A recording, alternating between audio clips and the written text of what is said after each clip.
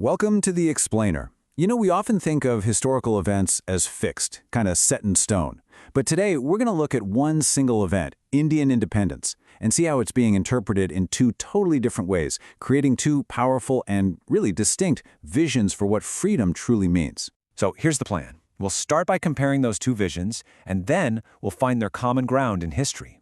After that, and this is where it gets really interesting, we'll explore a much bigger idea of what freedom could be, lay out its core principles, and wrap up with what it all means for us today. All right, let's get into it.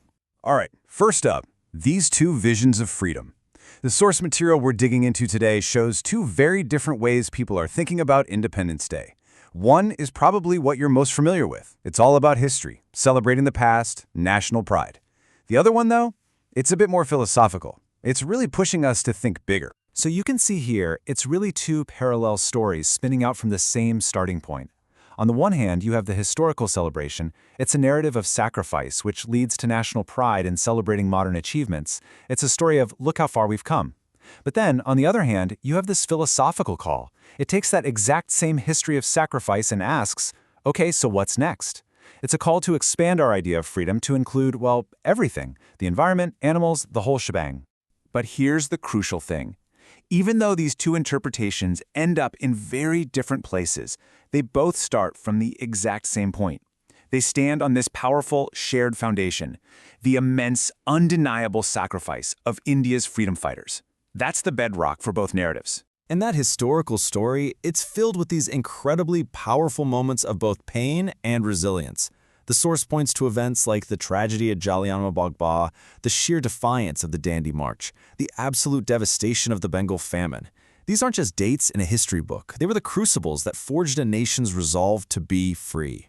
And this quote from the source material, it just says it all, doesn't it? They fought with courage, with sacrifice, with unbreakable spirit. It's such a solemn reminder that the freedom we're even talking about today wasn't a gift. No way. It was earned through unimaginable hardship and this incredible, unwavering dream of a better world. Okay, and this is where things take a turn. This is the real pivot point in our explainer. After we've honored the history and celebrated the progress, the source material throws a wrench in the works. It challenges us with a really profound question. Is the original mission of freedom actually finished? And here is that very question. Have we fully realized their vision if we still witness the exploitation of the vulnerable, human or non-human? Wow. That's a question that's designed to make you pause, right?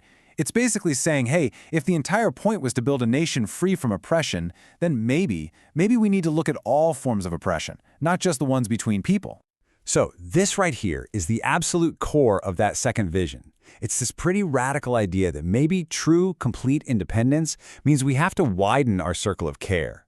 It's about extending that sense of justice and well-being beyond just ourselves to include the animals and the environment we all depend on. Now, this philosophy actually has a name. The source calls it Neohumanism. And what is that? Well, think of it like Humanism 2.0. The key thing is, it's not about caring less for people, not at all. It's about taking that same spirit, that same deep respect we have for human beings, and stretching it to cover all of life, recognizing that every single thing has an intrinsic right to exist. Okay, so an idea as big as neo-humanism needs some real legs to stand on, right? It can't just be an abstract theory, and this is where it gets really clever. The source goes back to the original freedom struggle and pulls out three core Gandhian principles, but it gives them a fresh, modern spin for our time. Let's take a look. So first up is Ahimsa, or nonviolence. We all know that one. But in this expanded view, it evolves. It's not just about nonviolence toward other people anymore, it's a commitment to causing no harm to any living being. And that's a fundamental shift, isn't it? It completely changes your relationship with the world. Next up, Sarvodaya. Traditionally, this meant the welfare of all, as in all people. But this neo-humanist take just blows that concept wide open. Now, it means the welfare of absolutely everything. People, animals, plants, the planet. It's this deep recognition that we're all interconnected. You just can't have a healthy society on a sick planet. And finally, there's Satyagraha. That was the truth force, the moral engine behind the independence movement. But here, it's reframed as something personal, something internal. It becomes the inner courage to act with universal love and empathy in your daily life, to consciously make choices that reflect that compassion. So look, these are huge, powerful ideas. Ahimsa, Sarvodaya, Satyagraha. But the crucial point is, how do you actually translate that into everyday life? What do you do with it? Well, the source material doesn't just leave us with the theory, it actually proposes a path forward. This quote, I think, really gets to the heart of the call to action. It suggests the best way to honor the courage of the past is to fuse it with a new, broader compassion. It's saying that true bravery today is being brave enough to care for all. And this lays out that practical path. The source suggests it all starts with small, conscious acts. Practicing non-harm in your life, actively trying to live with more empathy, choosing love over just looking out for number one. The idea is that these individual seeds, planted over and over, can eventually grow into a new kind of nation with a whole new definition of freedom. So at the end of the day, what this explainer shows is that the legacy of 1947 isn't just a story to be told and remembered. It's an active, ongoing question. The struggle for independence gave us a nation, and the source leaves us with this final, powerful thought. What will we do with it?